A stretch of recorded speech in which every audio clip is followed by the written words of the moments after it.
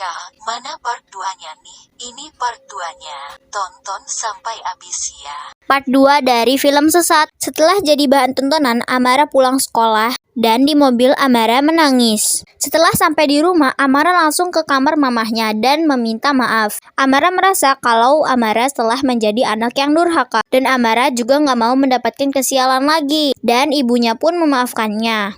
Pada malam hari, Amara mengaku kepada kakeknya kalau Amara telah melakukan ritual bermanyan, apalagi melakukannya tanpa izin. Dan Amara meminta tolong kepada kakeknya bagaimana cara menghentikannya. Dan kakeknya bilang kalau hal itu tidak bisa dihentikan. Dan juga sudah lama warga di sini tidak berani melakukannya, bahkan sampai ada yang dibayar namun tidak mau. Dan Amara terus memujuk kakeknya agar kakeknya mau menolongnya, padahal kakeknya nggak tahu. Dan kakeknya juga nggak berani melakukannya, kakeknya cuma mendengar cerita dari warga sini. Di tengah-tengah pembicaraan, tiba-tiba Kasih datang dan langsung menanyakan keadaannya Amara. Namun setelah itu Kasih malah marah-marah ke Amara karena Amara lupa menjemputnya. Amara langsung menutup kupingnya agar ia tidak mendengar omelannya Kasih. Karena ia tahu setiap orang yang menyakiti hatinya pasti akan dapat sial dengan cara apapun. Dan kakeknya berusaha melerai, namun tiba-tiba Kasih yang marah.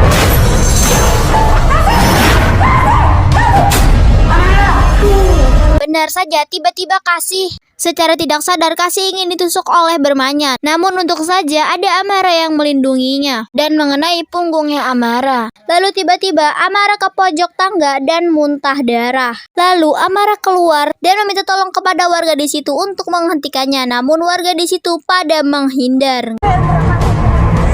Tolongin saya.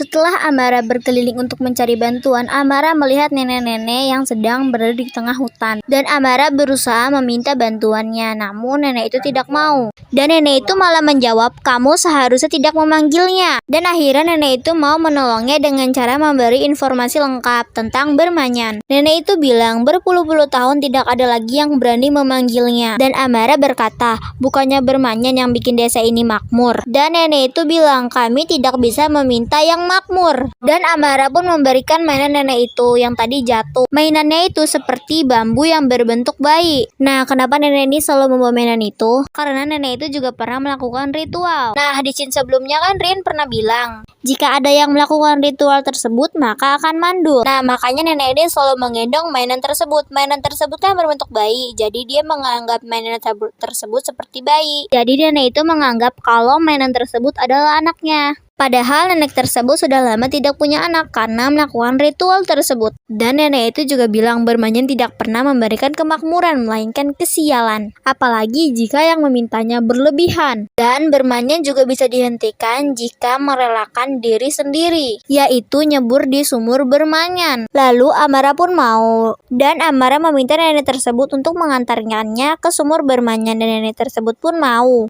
Setelah sampai di sumur bermanyan, Amara menitipkan pesan terlebih dahulu kepada nenek tersebut untuk disampaikan ke keluarganya yang berada di rumah. Lalu Amara mulai ingin menyeburkan dirinya, namun ia masih takut. Dan nenek itu bilang, jika kamu ingin tidak ada korban lagi, kamu harus melakukannya. Kalau tidak, korbannya masih berlanjut. Padahal kan nenek itu udah bilang kalau mau berhenti harus nyeburin diri. Tapi Amara malah nyeburin benda. Gua gak mau ada yang celaka lagi, banget.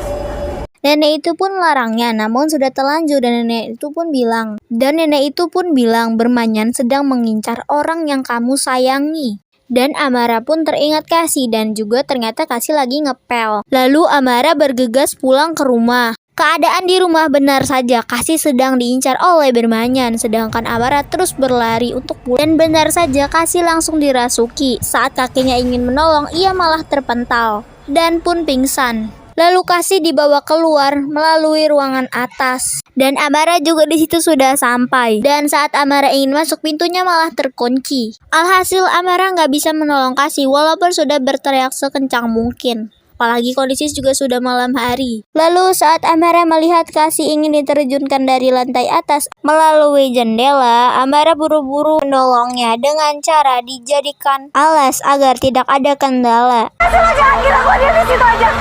Kasih, jangan.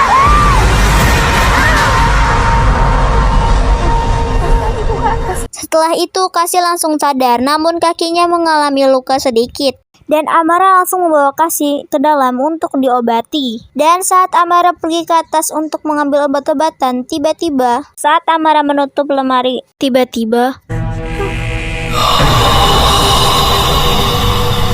setelah itu Amara turun dan segera mengobati Kasih. Dan juga dibantu oleh kakeknya. Lalu mereka bertiga mendengar suara teriakan mamahnya Amara dari atas. Lalu kakeknya ke atas sedangkan Amara melanjutkan perbannya. Setelah mengobati kakinya Kasih yang luka, Amara langsung membawa Kasih dan Iya untuk mengikuti kakeknya. Lalu terlihat kakeknya yang berusaha menggendong ibunya Amara untuk keluar dari rumah ini dan mencari pertolongan. Namun, saat giliran kakeknya yang sudah keluar, tiba-tiba pintu rumahnya tertutup. Alhasil Amara dan Kasih terkunci di dalam rumah. Namun tiba-tiba di luar, Amara berusaha menyadarkan kakeknya yang sudah dirasuki. Dan ternyata yang digendong oleh kakeknya itu bukan ibunya, melainkan adalah hantu bermanyan. Dan Amara juga berusaha membuka pintu, namun tidak ada hasil. Ditambah lampu yang konslet secara tiba-tiba. Lalu Kasih memberikan handphonenya kepada Amara untuk dijadikan senter penerang. Dan ia berusaha mencari ibunya yang masih berada di rumah tersebut. Saat Amara dan Kasih ingin turun ke bawah untuk mencari ibunya, tiba-tiba ada suara ibunya yang memanggil Amara dari lantai atas. Agar lebih cepat untuk mengantarkan ibunya ke bawah, Amara menyuruh Kasih untuk diam di tempat dahulu. Namun tiba-tiba kejadian tak terduga saat Amara nyamperin ibunya.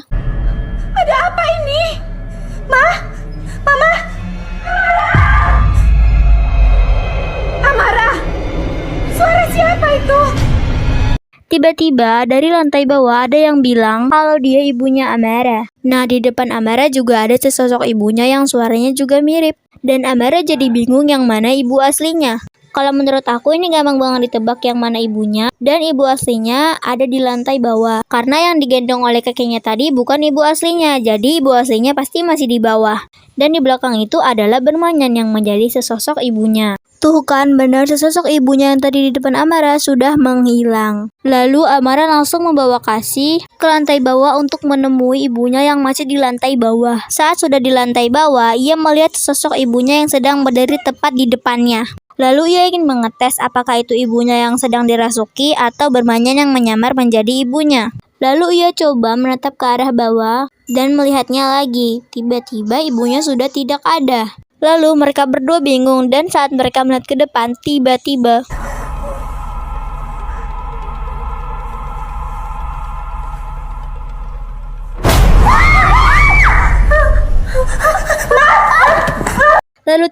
si sosok ibunya datang lagi dan ternyata itu adalah ibu aslinya yang sedang dirasuki oleh bermanyan tadi. Lalu Amara dan Kasih menyadarkan ibunya. Setelah sadar, Amara, Kasih dan ibunya berusaha keluar dari rumah tersebut. Namun tiba-tiba pintunya tertutup sendiri lagi. Dan mereka pun tambah panik, apalagi kondisinya juga sudah malam hari. Lalu Amara berusaha membuka pintunya namun akhirnya berhasil. Lalu saat Amara ingin menggendong mamanya untuk dibawa keluar, tiba-tiba mamahnya ditarik oleh sosok bermanyan.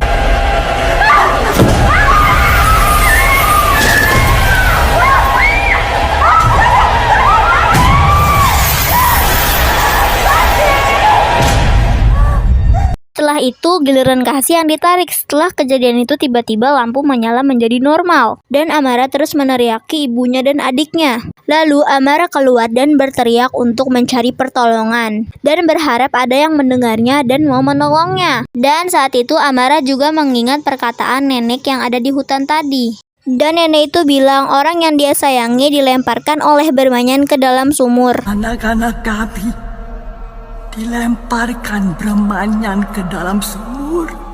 Lalu Amara mengira Kasih dan ibunya juga akan dilempari ke dalam sumur oleh bermanyan dan Amara pun segera berlari untuk menuju ke sumur bermanyan. Setelah sampai sumur, ternyata benar Kasih dan ibunya ingin dilemparkan ke dalam sumur, namun untung saja Amara berusaha menghindarinya. Lalu di depan Amara juga melihat sesosok bermanyan. Kejadian ini sudah memasuki dini hari ya, tetapi langitnya memang masih gelap. Lalu Amara tiba-tiba bilang, Aku gak mau ada yang celaka lagi.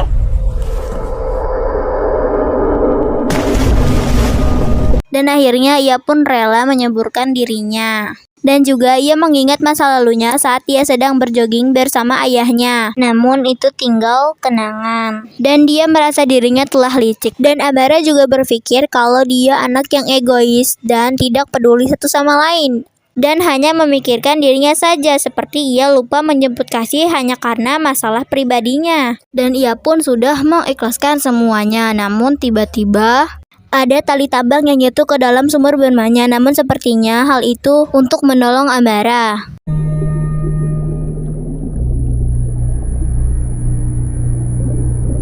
Ternyata benar itu adalah warga di desa tersebut yang berniat untuk menolong Amara. Dan juga disaksikan oleh keluarganya Amara.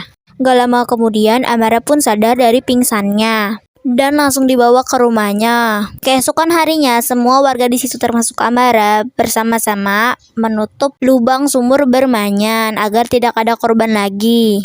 Lalu Amara pun merasa lega dengan adanya kejadian tersebut. Dan kejadian tersebut akhirnya sudah berakhir.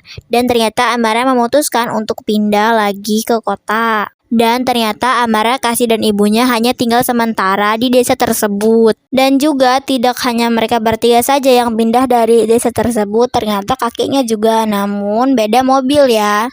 Nah, yang mobil penuh perabotan itu adalah mobilnya dari kakeknya. Lalu mereka pun segera berkemas. Lalu saat Amara membantu Kasih dengan membereskan kotak yang penuh dengan tulisan, Amara juga sempat membaca salah satu lembar tulisan dari tulisan tersebut yang berjudul Sesat.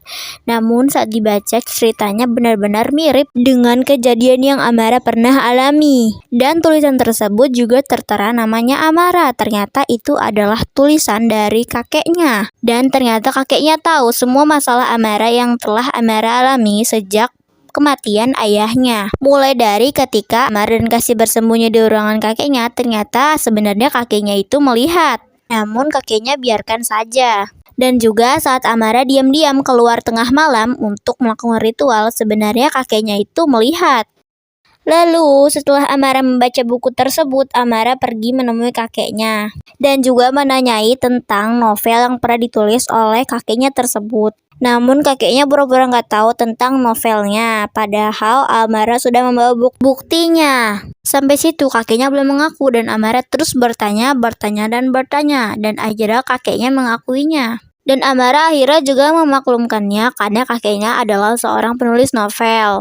Dan Amara pun pergi dari hadapan kakeknya dan juga membiarkan Amara membawa novel tersebut. Walaupun kakeknya masih punya rasa salah karena telah menulis kejadian yang telah Amara alami tanpa seizinnya.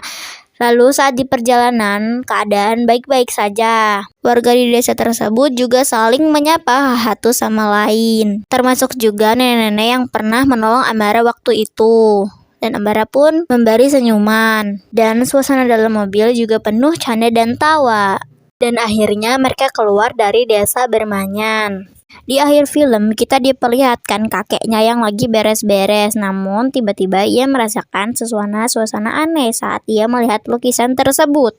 Awalnya ia lihat lukisan tersebut masih biasa-biasa aja, namun saat ia dikejutkan dengan pintu yang tiba-tiba terbuka sendiri, dan saat ia melihat lagi ke lukisan tersebut, tiba-tiba lukisan sesosok hitam itu tiba-tiba menghilang entah kemana. Namun saat ia melihat ke pintu lagi, tiba-tiba dan pada akhirnya film pun tamat. So, gimana videonya? Bagus enggak? Buat yang belum subscribe, jangan lupa subscribe dulu ya. Thank you.